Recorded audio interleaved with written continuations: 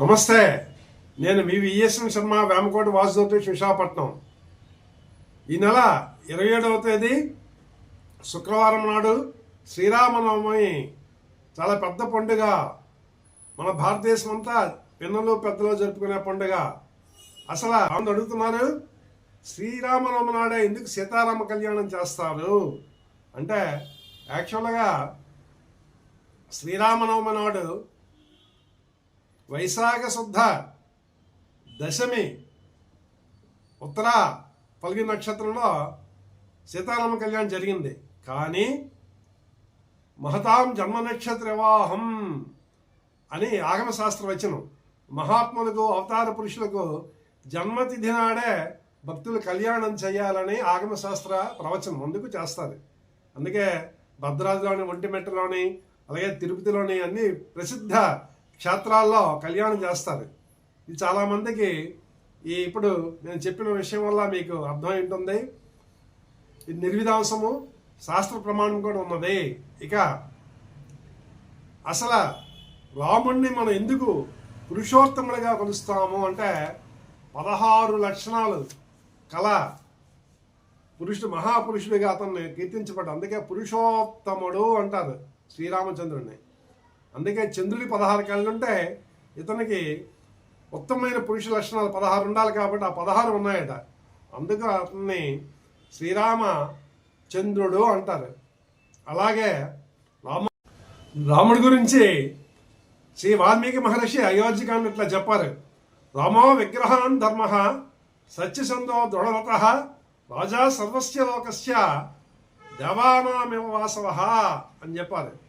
అంటే ధర్మాన్ని విగ్రహంగా పోస్తానట, రాముడు రూపం వస్తుందట. చూసారా? అట్లాగే సత్యనిష్ఠుడు, దృఢరథుడు, అలాగే సమస్త ప్రజలకు అతను ప్రభువట. దేవతకు ఇంద్రుడు ఎలాగో ఇక్కడ శ్రీరామచంద్రుడు అలాగట. అందుకే రామరాజ్యం ఉన్నారండి. రాముడు పాలనలో పేదవాడి దగ్గర ధనవంతులు అందరూ కూడా సుఖశాంతులతో ఉన్నారు. అంతేగాని ఇప్పుడులాగా కోట్లు సంపాదించి యుద్ధం వస్తే పారిపోయి ప్రాణాలు అరచేతి పెట్టుకునే పరిస్థితి ఇప్పుడు ఉంది. మీకు తెలుసు కదా ఇప్పుడు జరుగుతున్న విషయం. పశ్చిమాసియాలో ఆ దుబాయ్ నుంచి, ఆ కువైట్ నుంచి అందరు కూడా కోట్ల కొలది ధనాన్ని పట్టుకొని పారిపోతున్నారు, ప్రాణాలు అరచేతి పెట్టుకొని. అలాగే లేదు, రామచంద్రుడి పరిపాలనలో సుఖశాంతులతో జీవించారట ప్రజలు. అందుకే రామరాజ్యం కావాలని ఇప్పుడు కూడా మన భారతదేశం కోరుకుంటుంది. శాంతి కాముకులు మనం. అట్లాగే అందుకే అతను శ్రీరామచంద్రుడు మనకి ఆదర్శ పురుషుడై నిలిచాడు. ఇప్పటికీ అతను మనం కొలుస్తున్నాం. ఇక శ్రీరామచంద్రుడి యొక్క కళ్యాణం ఎందుకు జరుగుతుంది ఈరోజు అంటే, దానికి కూడా ఒక ఆగమశాస్త్రంలో మహతాం జన్మ నక్షత్రే వాహ, మహాత్ములకు, అవతార పురుషులకు జన్మతిథి నాడే వివాహం చేయాలని మనకి ఆగమశాస్త్రం చెప్తుంది. అందుకే ఈరోజు మనం కళ్యాణం చేస్తున్నాము. అట్లాగే అతనట శ్రీరామచంద్రుడు యుద్ధము చేసేటప్పుడు కూడా యుద్ధ నీతిని పాటించాడు. ముందర రాయబారాన్ని పంపించాడు, అంగదుడిని, అట్లాగే ఆంజనేయ స్వామిని.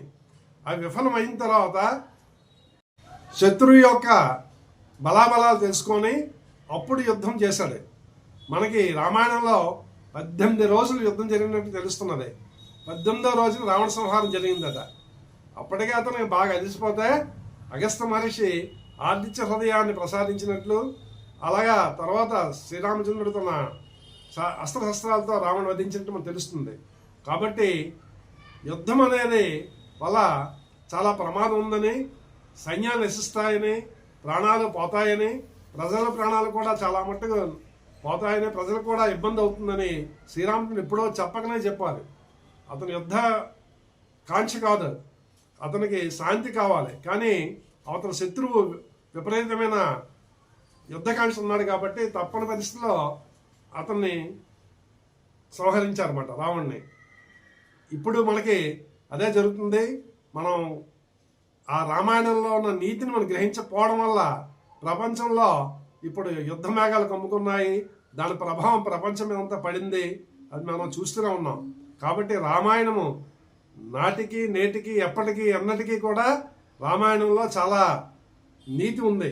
మానవుడు ఎలా జీవించాలి, ఎట్లా జీవించాలి, అసలు శాంతి వల్ల వచ్చే లాభాలేంటి, యుద్ధం వల్ల వచ్చే నష్టాలేంటని మనకి రామాయణంలో 24,000 శ్లోకాల్లో మనకి వాల్మీకి మహర్షి చెప్పారు.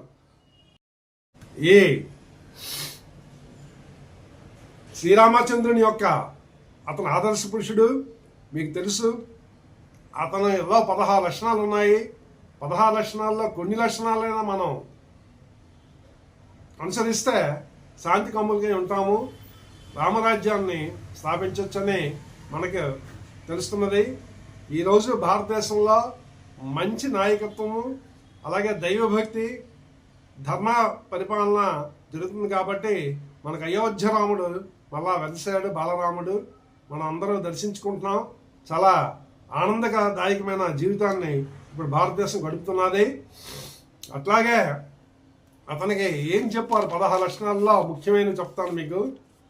గుణవాన్, వీర్యవాన్, ధర్మజ్ఞ, కృతజ్ఞ, సత్యవాది, దృఢవ్రత, చారిత్ర్యయుక్త, సర్వభూతేషిత, విద్వాన్, అలాగే యాగ ప్రియదర్శన, సమర్థ, అట్లాగే జితక్రోధ, జ్యుతిమాన్, అనసూయక, అలాగే యుద్ధంలో అరివేర భయంకరుడిగా ఉన్నాడట.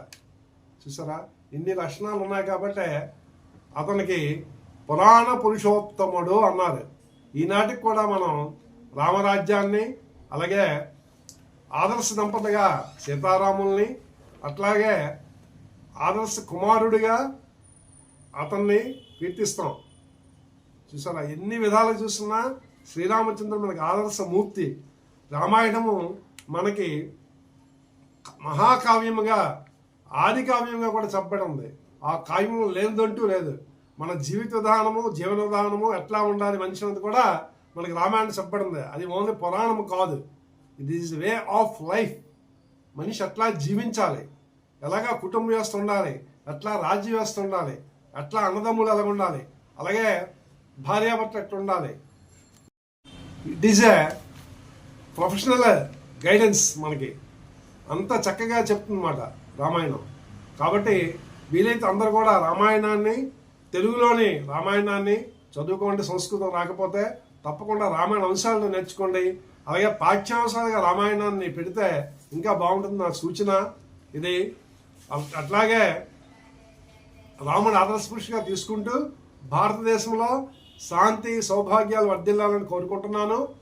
ఈ దినాన్ని, సీతారామ కళ్యాణాన్ని వాడవాడల ప్రతి వీధిలో కూడా రామ మందిరం ఉంది. రామ మందిరంలో చక్కగా జరుపుకోండి అందరు కూడా.